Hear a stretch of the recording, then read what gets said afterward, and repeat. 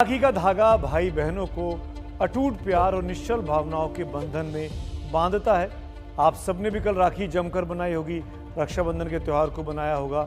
लेकिन आरजेडी अध्यक्ष लालू प्रसाद यादव के घर में लगता है कि ये राखी का धागा कुछ कच्चा निकला है। पीछे तस्वीरों को देखिए आप। लालू यादव के दोनों बेटों में राजनीतिक विरासत को लेकर जो जंग छिड़ी है, उसे बहनों का प्यार और राखी का त्यौहार भी रोक नहीं पाया। तेजस्वी और तेज प्रताप राखी के मौके पर कल दोनों दिल्ली में थे, अपनी अपनी बहनों के घर गए। बारी बारी से दोनों ने राखी बंधवाई, खूब तस्वीरें खिंचवाई, आशीर्वाद दिया, प्यार बांटा। लेकिन एक साथ दोनों भाई एक जगह पर नहीं दिखाई दिए। अभी तक ऐसा नहीं होता था, इस राखी में ये हो गया।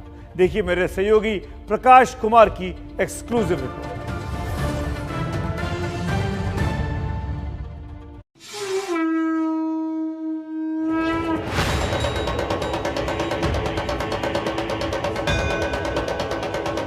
लालू के बड़े बेटे का ये तांडव अब उनकी पार्टी और परिवार पर कहर बरसा रहा है। तेज प्रताप की महत्वाकांक्षाएं इतनी बढ़ गई हैं कि जिसे राखी की डोर भी बांध नहीं सकी।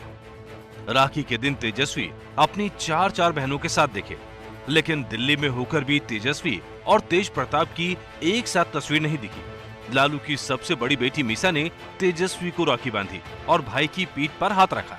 मीसा ने तेज प्रताप को भी राखी बांधी, लेकिन फोटो फ्रेम में दोनों भाई एक साथ नहीं दिखे। लालू की सबसे छोटी बेटी राजलक्ष्मी ने तेजस्वी को राखी बांधी, राजलक्ष्मी ने तेज प्रताप को भी राखी बांधी, लेकिन यहाँ भी दोनों भाई एक साथ नहीं दिखे। तेज प्रताप ने राखी वाली तस्वीरों के साथ ट्विटर पर लिखा, याद है हमें हमारा वो बचपन, वो लड़ना, वो झगड़ना और वो मना लेना, यही होता है भाई बहन का प्यार। वैसे ही मीसा ने भी ट्वीट किया कि राखी ने कैसे परिवार को एकजुट किया है, लेकिन लालू परिवार में भाई भाई का प्यार इस कदर टूटा है कि बहनों की राखियां भी उन्हें प्यार के धागे से बांध नहीं सकी।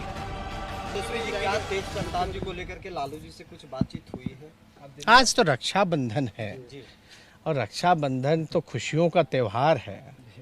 रक्षा देने का वादा बहन को किया जाता है, भाई करता है। पूरा देश इसमें आज जो है खुशियां मना रहा है। आज बधाई आप लोगों को भी देते हैं। आरजेडी के प्रदेश अध्यक्ष जगदानंद सिंह को लेकर तेज प्रताप ने बगावत का बिगुल फूंका तो परिवार में न लालू का समर्थन मिला, न राबड़ी देवी का और न तेजस्वी का। दूसरी तरफ जगदानंद सिंह ने भी तेवर दिखाए तो साफ हो गया लालू की राजनीतिक विरासत तेजस्वी के पास है। फिर भी लालू ने अपने दोनों बेटों को दिल्ली मिलने के लिए बुलाया। दोनों आए भी, पिता लालू से मिले भी, लेकिन अलग अलग। तो बात वहीं रह गई जो पटना से दिल्ली आने से पहले थी। गलत जब हुआ है तब तेज प्रताप यादव पार्टी के लिए स्टैंड लेने का काम किया है, चाहे इसके लिए हमको बगावत क्यों न करना पड़े।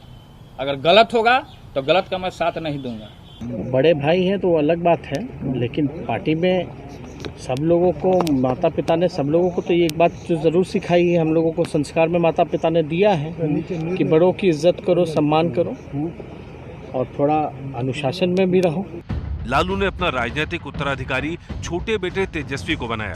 तब से तेज प्रताप खुद को तेजस्वी का कृष्ण बनाकर मन बहलाते रहे, लेकिन दिल में कुछ पाने की कसक भी बनी रही। इसीलिए वो संगठन में कोई बड़ा पद चाहते हैं, लेकिन पद मिलना तो दूर, तेज प्रताप पर कार्रवाई की तलवार भी लटकने लगी है। विधायक है ना, विधायक पर कार्रवाई करने का अधिकार केवल राष्ट्रीय समिति और राष्ट्रीय अध्यक्ष को है, मुझे अधिकार नहीं। कार्रवाई से याद आया कि तेज प्रताप पर हमेशा मां का रक्षा कवच रहा है। जब पत्नी ऐश्वर्या राय से तेज प्रताप की कलह बढ़ी तो राबड़ी ने तेज प्रताप का पक्ष लिया। जब आरजेडी के पूर्व प्रदेश अध्यक्ष रामचंद्र पूर्वे से तेज प्रताप की ठन गई तो भी राबड़ी ने बेटे का पक्ष लिया, जिसमें पूर्वे को जाना पड़ा। लेकिन अब तेज प्रताप के लिए विरोधी नेताओं का प्यार उमड़ रहा है। आरजेडी कोई डेमोक्रेटिक पार्टी नहीं है, पार्टी की कोई संरचना नहीं है, कोई विचारधारा नहीं है। ऐसे में आरजेडी सिर्फ परिवार की पार्टी है। परिवार के हक में, हित में निर्णय लिए जाते हैं। लालू जी, राबड़ी जी के बाद निश्चित तौर पर तेजस्वी, तेज प्रताप, मीसा भारती, इन्हीं में से किसी को नेता बनना है। अन्य नेताओं की भूमिका झोला उठाने, झंडा उठाने या इनके खिदमतगार या पालकी ढोने वालों की ही हैसियत में सारे नेता आरजेडी के। एक विज्ञापन है, दिल मांगे मोर। तेज प्रताप यादव की महत्वाकांक्षाएं हिलोरे मार रही हैं, लेकिन बहनें भी बटी हुई हैं। एक बात तो जरूर है कि बड़ा बेटा होने के नाते लालू और राबड़ी के लाडले हैं तेज प्रताप, पर लाडला होना अलग बात है और राजनीतिक विरासत ले लेना दूसरी बात। और हम सब जानते हैं कि सत्ता का मिजाज ही ऐसा होता है कि वो किसी रिश्ते को नहीं मानता। वंशवाद की राजनीति की कीमत अगर देश को, समाज को, राज्य को चुकानी पड़ती है तो कभी कभी वंशवाद परिवार पर भी भारी पड़ जाता है। लालू राबड़ी की अगली पीढ़ी में राजनीतिक महत्वाकांक्षाएं कईयों में हैं। समझिए, लालू के छोटे बेटे यानी तेजस्वी यादव को एक तरह से लालू प्रसाद की राजनीतिक विरासत मिल गई है और उसको वो हर हाल में कायम रखना चाहते हैं। वहीं बड़े बेटे तेज प्रताप यादव का तेजस्वी से झगड़ा इस बात के लिए है कि वो संगठन में अपने लिए कोई बड़ा और अहम पद चाहते हैं। लालू की सबसे बड़ी बेटी मीसा भारती केंद्र में आरजेडी की राजनीति संभालना चाहती हैं, सांसद भी हैं। तो दूसरी बेटी रोहिणी भी राजनीति में बहुत ज्यादा दिलचस्पी लेती हैं। वो सोशल मीडिया पर भी राजनीतिक सवालों को लेकर काफी एक्टिव रहती हैं और अपने पार्टी के विरोधियों को जमकर जवाब भी देती हैं। लालू प्रसाद की राजनीतिक मंडल दौर में चमकी थी। आज जाति के आधार पर जनगणना उसी मंडल राजनीति का दूसरा पार्ट है, जिसके लिए बिहार के मुख्यमंत्री नीतीश कुमार ने तेजस्वी यादव समेत 10 नेताओं के साथ प्रधानमंत्री मोदी से मुलाकात की। इन नेताओं को इस मुलाकात से काफी उम्मीद है, लेकिन सरकार ने मार्च में ही संसद में साफ कर दिया था कि जाति के आधार पर जनगणना नहीं होगी। मेरे सहयोगी आशीष कुमार सिंह की ये रिपोर्ट देखिए। डॉक्टर भीमराव अंबेडकर किस न्याय वर्ष में एक फैसला हाल में सरकार ने लिया कि पिछड़े वर्ग को हम सरकारी नौकरियों में और पब्लिक सेक्टर में स्थान दें। 31 साल पहले पिछड़ों को जाति के आधार पर आरक्षण का ऐलान हुआ था। आज जाति के आधार पर जनगणना की मांग प्रधानमंत्री कार्यालय के चक्कर काट रही है। बिहार में मुख्यमंत्री नीतीश कुमार और विधानसभा में विपक्ष के नेता तेजस्वी यादव समेत अलग अलग पार्टियों के 10 नेताओं ने आज प्रधानमंत्री मोदी से मुलाकात की। मकसद साफ था कि जाति के आधार पर लोगों की गिनती की जाए। प्रधानमंत्री ने सबकी बात सुनी, एक एक करके गौर से सुना। काहे खाली बिहार की बात होगी? ये तो जातिगत जनगणना तो केंद्र सरकार का काम, तो केंद्र सरकार करेगी ना, तो उसके बारे में तो पूरे देश का, और हम लोग बार बार कह रहे हैं कि सिर्फ बिहार नहीं, सब जगह का पता कर लीजिए, सारे देश के लोग बोलेंगे। केंद्र ने जो पारित किया एक कानून की राज्य अब तय करेगा कि ओबीसी में कौन सी जाति को डाला जाएगा। किस बेस पे डालोगे भाई? इस पे तो वोट बैंक की राजनीति होगी, लेकिन जो सही में जरूरतमंद है उनको नहीं पहुंचा जाएगा लाभ। तो if you have a real picture then only you can decide ना, देन ओनली आप रिजर्वेशन बढ़ाएं या कम करें आप तय कर पाओगे। इस देश में 90 साल पहले जाति के आधार पर जनगणना हुई थी।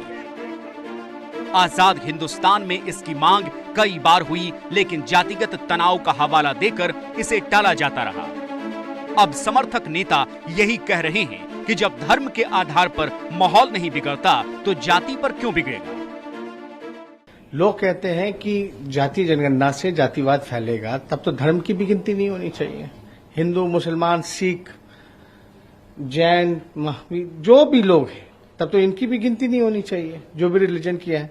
तो हमने तो ऐसा कोई अनुमान नहीं देखा सेंसस उनकी रिलीजन के ऊपर हुई। तो जाति के आधार पर जनगणना की दुहाई इसलिए दी जा रही है कि इससे पिछड़ी जातियों की पहचान करके उनकी तरक्की का रास्ता खुलेगा।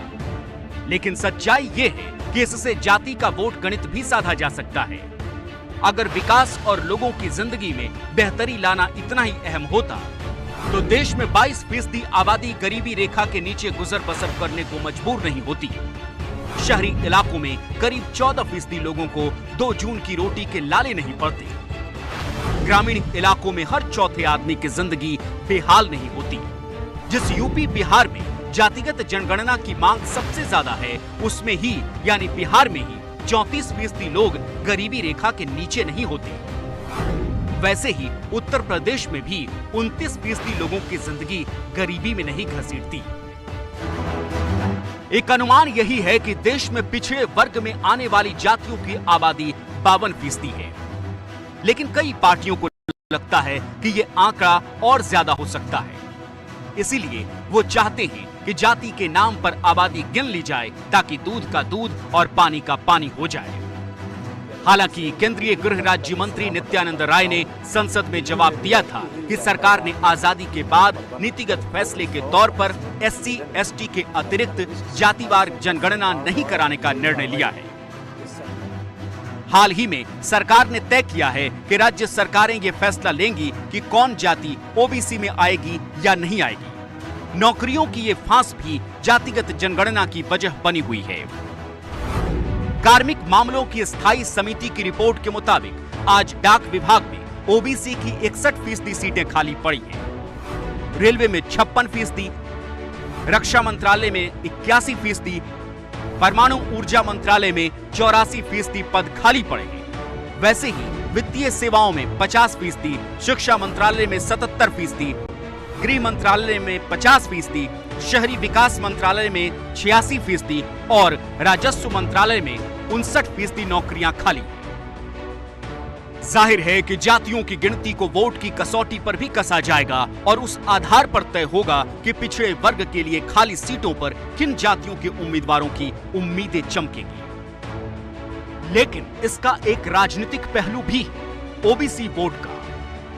पिछड़े वर्ग के वोटों में बीजेपी का असर दिन पर दिन बढ़ा है। अब जाति पर जनगणना के जरिए अगर दूसरी पार्टियां अपनी जाति पर आधारित वोट बैंक तैयार कर रही है तो बीजेपी अपने प्रतीकों को मजबूत कर रही है। यूपी के पूर्व मुख्यमंत्री कल्याण सिंह का जिस सम्मान से अंतिम संस्कार हुआ है, उसे देखकर आप अंदाजा लगा सकते हैं कि बीजेपी के लिए पिछड़े वर्ग को जोड़कर रखना कितनी बड़ी जरूरत है और कितनी बड़ी चुनौती भी। दिल्ली से आशीष कुमार सिंह की रिपोर्ट।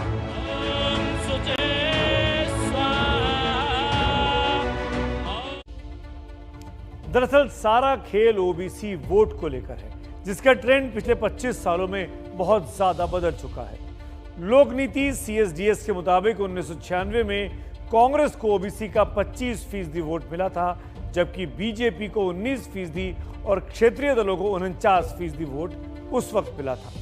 2009 में कांग्रेस को 24%, बीजेपी को 22% और क्षेत्रीय पार्टियों को 42% वोट मिले। 2014 में OBC वोट कांग्रेस को घटकर 15%, बीजेपी को बढ़कर 34% और क्षेत्रीय दलों को 43% मिले। अब ट्रेंड देखिए कि बीजेपी के वोट काफी बड़े हैं और कांग्रेस के गिरे हुए हैं। 2019 के चुनाव में तो कांग्रेस के वोट जस के तस रहे, यानी करीब 15% ही, लेकिन बीजेपी के वोट 10% बढ़ गए और इसके साथ ही हो गए 44%। इससे नुकसान हुआ है क्षेत्रीय दलों को, ये बहुत साफ हो जाता है। चुनावी राजनीति में वोट का हिसाब किताब बहुत सोच समझकर तैयार करना पड़ता है। वैसे ही इंसान के लिए अपनी जिंदगी बचाने का रास्ता भी खुद ही तय करना होता है, सोच समझकर। कोरोना से बचने के लिए आप मास्क पहन रहे होंगे, नहीं पहन रहे होंगे तो हमारी आपसे अपील है कि मास्क को जरूर पहन कर रखिए। अब तक तो एक रिपोर्ट भी आ गई है कि कोरोना की तीसरी लहर सितंबर के आखिर या अक्टूबर तक आ सकती है। आपके बचाव के लिए, आपको जागरूक करने के लिए ABP न्यूज़ ने #मास्कअपइंडिया नाम की मुहिम चलाई है। इसके जरिए हम आपको प्रेरित करते हैं कि आप मास्क पहनिए, सेल्फी खींचिए, तस्वीर हमको भेजिए। आपकी तस्वीर हम इंडिया चाहता में दिखाते हैं मास्क पहनी हुई, ताकि दूसरों को कह सकें कि आप तमाम महानुभावों ने मास्क पहन लिया है, अब बाकियों के भी मास्क पहनने की बारी है। और अब बारी है आज के शब्द की, जिसको सुबह सबसे पहले मैंने ट्विटर पर पोस्ट किया, और ये शब्द है बादल। इस पर अवधेश ने लिखा है, हमारे शहर आ जाइए, सदा बरसात रहती है, कभी बादल बरसते हैं, कभी आंखें बरसती हैं। वहीं आशीष पांडे लिखते हैं कि कुछ तो ज़मीं की ख्वाहिशें होंगी, कुछ मौसमों की भी साजिशें होंगी, बड़ी जोर से धड़का है दिल आसमां का, लगता है आज फिर बारिशें होंगी। बादल इस धरती पर आसमान का पैगाम लाते हैं, कभी खुशी का पैगाम तो कभी दर्दनाक दास्तान। गर्मी से तपती धरती पर कभी राहतों की बारिश करते हैं तो कभी बादलों का गुस्सा ऐसे फटता है मानो प्रलय ला देंगे। और हाँ, कभी कभी जज्बातों के बादल आंखों से भी बरसते हैं और तब दो नयनों से एक कहानी भी बन जाती है।